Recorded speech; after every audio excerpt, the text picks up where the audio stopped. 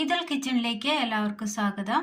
അധിക സാധനങ്ങളൊന്നും തന്നെ ഇല്ലാതെ പെട്ടെന്ന് തയ്യാറാക്കി എടുക്കാൻ പറ്റിയ നല്ലൊരു കറിയാണ് ഇന്ന് നമ്മൾ തയ്യാറാക്കാൻ പോകുന്നത്. നല്ലൊരു ഗ്രേവി കറിയാണ് ഇന്ന് നമ്മൾ തയ്യാറാക്കാൻ പോകുന്നത്. അതിനായി സബോള അരിഞ്ഞത്, തക്കാളി തൊലി കളഞ്ഞ് ചെറുതായി അരിഞ്ഞെടുത്തത്, 2 പച്ചമുളക് നീളത്തിൽ അരിഞ്ഞെടുത്തത്. ഇനി ഇതെങ്ങനെ തയ്യാറാക്കാം എന്ന് കൂടി നോക്കാം. അടുപ്പത്തൊരു പാൻ വെച്ച് കൊടുത്ത് അല്പം എണ്ണ ഒഴിച്ചു കൊടുക്കാം. എണ്ണയിലേക്ക് സബോള അരിഞ്ഞത് ഇട്ട് കൊടുക്കാം.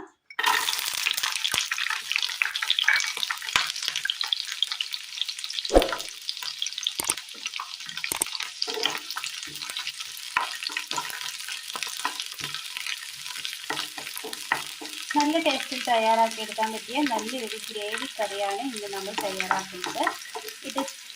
ഇത് ചപ്പാത്തി, പൂരി, പുട്ട്, ചോറ് എന്നിവയ്ക്കൊപ്പം കഴിക്കാൻ പറ്റിയ നല്ലൊരു അടിപൊളി കറിയാണ്. മെയിനായി ഒരു കൂട്ടം കൂടി നമ്മൾ ഇതിൽ ചേർക്കുന്നുണ്ട്. വീഡിയോ കംപ്ലീറ്റ് ആയി കാണുക.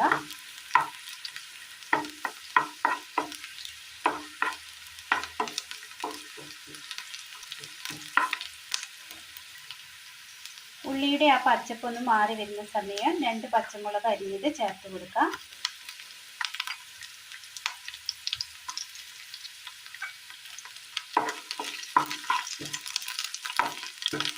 ഇത് നന്നായി ഒന്ന് വഴറ്റിയെടുക്കാം. സബോള നന്നായി വഴന്ന് കിട്ടിയിട്ടുണ്ട്. ഇതൊന്ന് കോരി മാറ്റി എടുത്ത് വെക്കാം. ഇനി ഇതിലേക്ക് തക്കാളി അരിഞ്ഞത് ചേർത്ത് കൊടുക്കാം.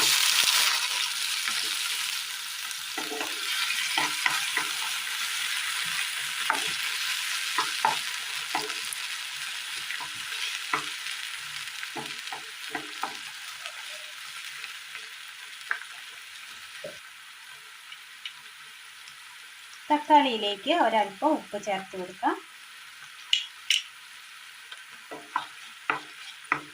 ഇനി ഇത് നന്നായി ഒന്ന് വഴറ്റിയെടുക്കാം.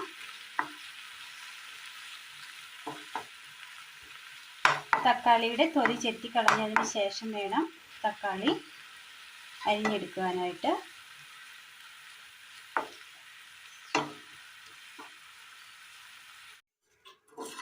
നല്ലതുപോലെ തക്കാളി ഒന്ന് വഴന്ന് കിട്ടിയിട്ടുണ്ട്. ഇനി ഇതിലേക്ക്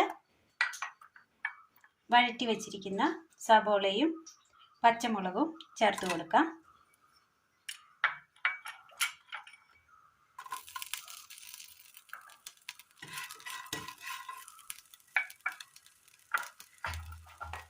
കറിവേപ്പില,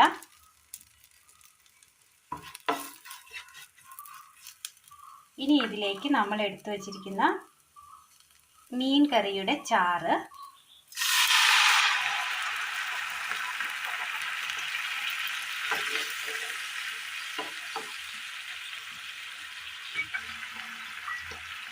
ഒരല്പം ചൂടുവെള്ളം,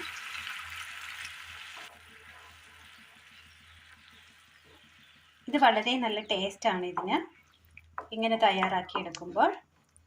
തലേദിവസം വെച്ച മുളകിട്ട് വെച്ച മീൻ കറിയുടെ ചാറാണ് നമ്മൾ ഉപയോഗിച്ചത്. ഏത് മീനിൻ്റെ കറിയാണെങ്കിലും കുഴപ്പമില്ല, അതിൻ്റെ ചാറ് മാത്രം ഒന്ന് ഉപയോഗിക്കാവുന്നതാണ്.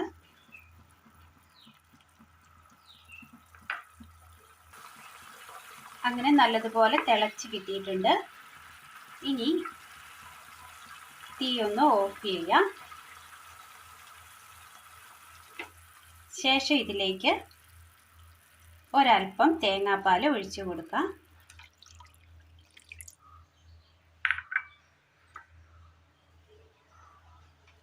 നന്നായി ഇളക്കി കൊടുക്കാം.